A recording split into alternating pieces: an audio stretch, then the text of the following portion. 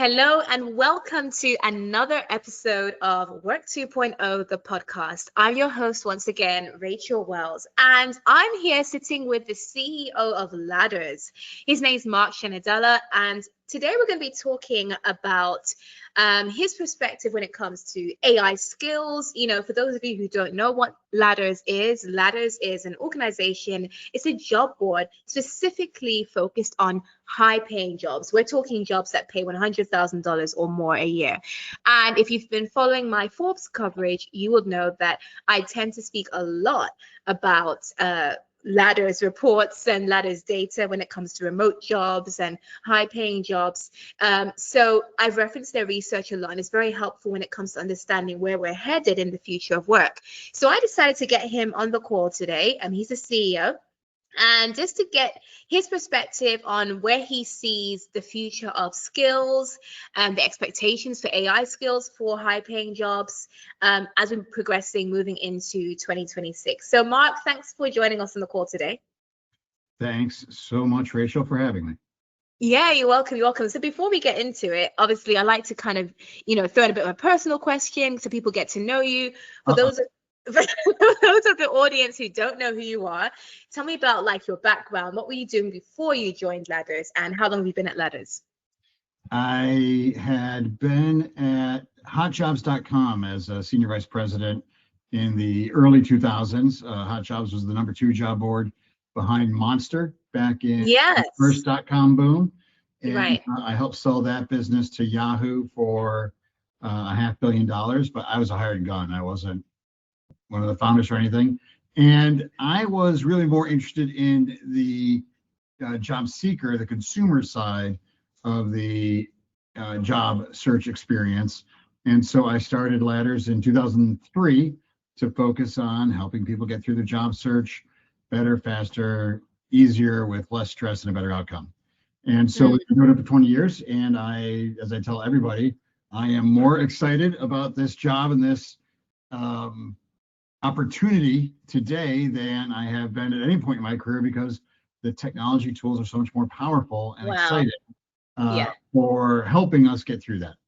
Wow. So you've been there since Hot Jobs. Going from Hot Jobs to where we are now, you've seen a lot of changes in the global and the US job market, right? Correct. Yeah. So from your vantage point and seeing millions of job posts across the Ladders platform as well, what do you feel are the AI skills that are non-negotiable across industries, even outside of tech, outside of tech-specific roles? What do you feel are the non-negotiable AI skills from you? Let's start with what are the behaviors that are non-negotiable now. And it's interesting because if you look back 15 or 20 years, you can see it starting to happen in software engineering. And as software has eaten the world and taken over more and more of it, these behaviors are becoming the table stakes for everybody in their jobs. And that is continuous learning. So a lot of people think that what software engineers do is type all day. not actually true. They mostly read all day. You have to read on new technologies. You have to read on how this technology works with that technology. You have to read about these edge cases and how in certain circumstances 2 different pieces of software interact. The typing ends up being a relatively small part of it. The reading and thinking about it ends up being a larger part of it. Wow. For professionals, what that means is your careers from 2025 over the next 25 years to 2050 is going to be a lot more about learning every day, every month, every year, every decade in your career than it is going to be getting trained once and getting better and better at that one job over a couple decade career and applying the same ideas. Instead it's going to be every year the tools, the thoughts, the concepts that you're applying are going to be evolving, growing, changing, and your job is going to be keeping up with that. And that really means a different set of specific behaviors than what our parents did. Wow. You know what? It's funny. You're not the first person to say this. So recently we had Coursera CEO Greg Hart on this podcast, and he literally said the exact same thing as you. In fact, I asked him, I threw out like a wild card question, and I said, you know, looking ahead to 10 years from now, let's say we're in 2035, what's the one skill that's going to outlast everything else that we're going to need? And he says adaptability, continuous learning. He said, you know, gone are the days of thinking that, oh, having my degree, I graduate once, that's it for me, I'm sorted. He's like, that's not the case anymore. You've got to constantly be learning. So you saying that just reinforces what we've been hearing. So I really appreciate you saying that. Now, when it comes to AI skills, can you walk us through the industries and the roles where you're seeing AI skills being adopted the fastest? And any stats you have as well would be great. Well, first, the truth is that most people are not really using AI at work yet, and so you can get pretty far ahead by being clever in how you're applying AI to your work. The big models behave differently. Right. OpenAI has a different flavor from Claude from Anthropic, has a different flavor from Grok, has a different flavor from Gemini from Google. And the more that you can use all of those every day or every week and get your own sense of how they're different, improves your skills and improves your understanding of what's possible. Right. That makes sense. That makes sense. And you're saying obviously across the workplace in general, are you seeing any specific industry, like maybe in tech? I guess tech is an obvious one. Are there specific industries aside from tech then where you're seeing there's higher demand from employers? So everything that has to do with the written word, particularly legal is quite amenable to it. A lot of things that are processing large amounts of paperwork and have to understand the nuances, bill processing, bill payment, receipts, invoices, bills of lading, Right. anything where there's a large amount of information to be categorized and processed. It's expensive to have humans look at it, and humans make way more mistakes compared to the large language models. Yeah. Even think about things like insurance claims, Right. So when it comes to, obviously you're the CEO of Ladders, and you guys are the people that primarily focus on 100K plus jobs. So when it comes to those types of high paying jobs, do you find from your experience that the expectations for AI skills for high paying jobs are higher or different from expectations for roles that pay less than six figures? Well, so first off, it's certainly the case that everybody knows AI is going to be a part of their future. I don't think anybody's really figured out exactly how. And a lot of the buzzwords and the flair that we hear are people hoping about what the future is going to be like or guessing what the future is going to be like. And sometimes they're talking a little bit ahead of what the AI models are actually able to do. AI is not able to completely replace your CRM system. AI is not able to be vibe coded to change your financial reporting. It's just not there yet. But having an attitude that is positive towards it and positive towards learning, and an aptitude for applying it tactically in your job, and knowing when it's not working is really important. So are you seeing, thanks a lot for that, by the way, are you seeing that with employers when they're hiring for these 100K plus jobs? I don't think they do that, just to be honest with you. So job descriptions are relatively speaking conservative in people don't want to say you have to do this if you don't have to do this. The HR departments don't want to make up requirements that aren't there yet. So overall, we've seen job postings mentioning AI has gone from kind of like 1% to 6% over the last year in terms of mentioning skills. So that's still relatively modest. We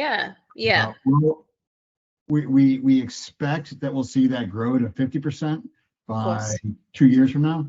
It's kind of following the same trend we saw with remote work and how that exploded. And so it's still too early for the HR departments and the hiring managers of the world to say, here is what we need from you in AI, because it changes so fundamentally every 3 months. Right, sure. I think think about the life cycle of a job ad. By the time person's hired, hey, there may be new expectations now. So, right. And that's where what you said at the beginning, answer the first question comes in about continuous learning ultimately, because, hey, we could put the requirements in a job ad, but then the expectations will change in a few months. And then, okay, well, is that candidate now considered irrelevant? Well, Yeah. they would be if they don't upskill and continue to adapt and learn, right? Yeah, and I think people really, listening to this podcast, really need to stop and take a moment and really understand what that means. Yeah. Yeah, continuous learning. HR has always been talking about learning and development and taking training courses. Fine, I'll put in my 5 hours. That is not going to be the solution for you or your career in the next 25 years. It means blocking out in your calendar an hour a day, 2 hours a day, and wading into things that you don't understand and that you're going to take a month, 2 months, 3 months, going back to school, going on Coursera, going on the other platforms, going on YouTube videos can be great, and really pushing yourself hard to learn things that are discomfortable for you.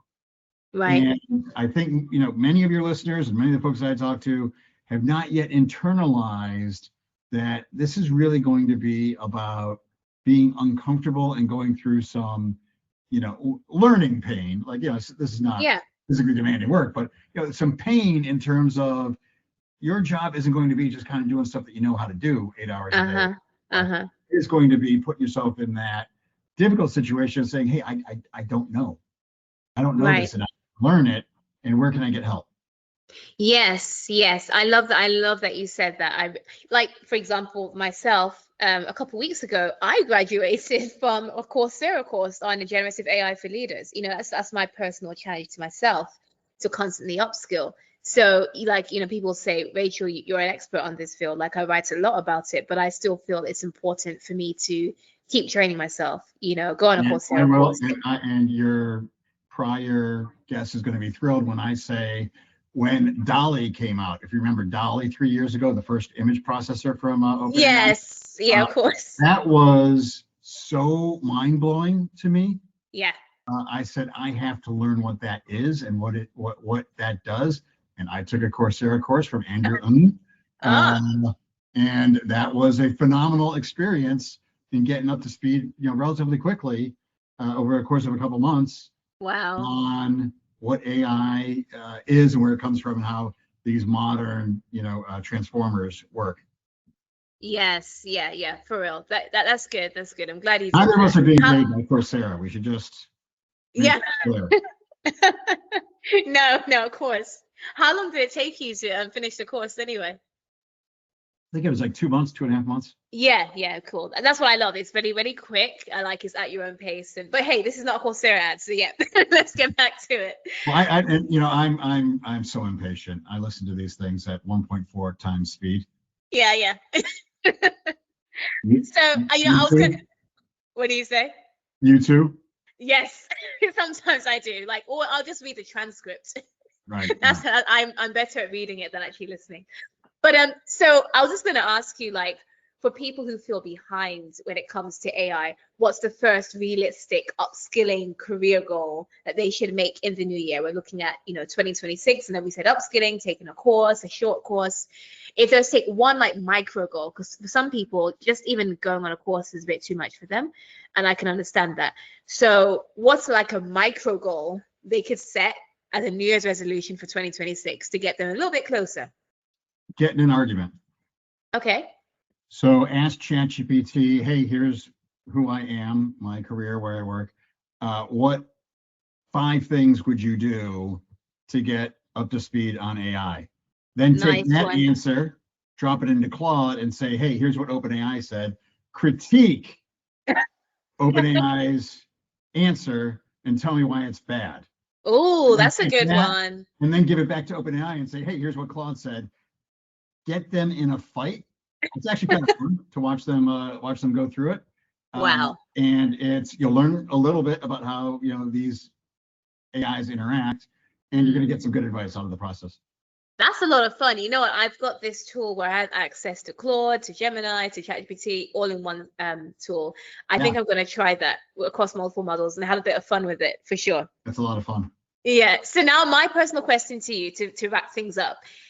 What's your, if you don't mind sharing, what's your career goal for the new year 2026, specifically as relates to AI? It could be something maybe that you want to No, implement in your I'm organization or go ahead. right now. So Ladders, we're an applied technology company. So we're not doing fundamental research, Yeah. out on the frontiers of science. We take what the nerds and the geeks create, and we try to find a practical way to make people's lives better with it. In our Yeah. particular case, through the job search.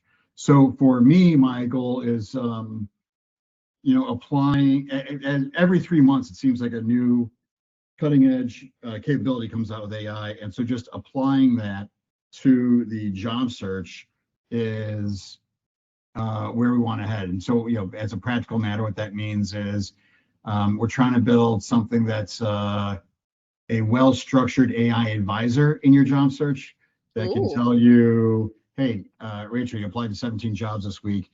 These 3 were kind of, let's face it, a little bit beneath you. These 7, honestly, they're outside of your grasp. These other 7, they're right in the ballpark. And here's what you might want to think about in terms of following up on those. That's so good. Like a real-time coach. Yeah, and that's so like when I say it, it sounds great. The devil's in the details, because like when you're going through, if you just ask ChatGPT, hey, give me some advice, or give me advice for 1 million people, it's going to get it wrong, 25 to 35% of the time. Yeah. And customers don't like that. If customers are goofing around on their own, they're fine with it being wrong a third of the time. Our customers don't like that.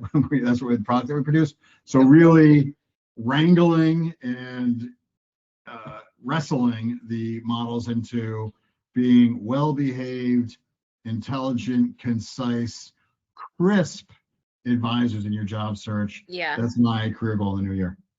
Amazing, amazing. Well, I can't wait to see that come out and even write on it. I'm looking forward to it for sure, for sure.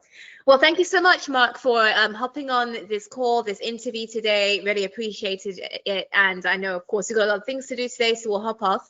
But for those of you who are listening to this interview, and you're feeling a little bit concerned about the fast, rapid pace of change when it comes to AI and just how the global workplace is evolving, you don't need to be alarmed. That's what Work 2.0 is all about. This podcast is here to educate you and to guide you and to update you on the latest changes happening in the world of work from future of work experts such as Marc Cenedella. Thank you so much for your time, Marc. Thank you so much, Rachel. You're welcome. All right. And for those of you who enjoy this episode, feel free to to rate this podcast, to share it with your coworkers, and definitely give us a good rating. And we'll see you next Monday on Work 2.0, the podcast.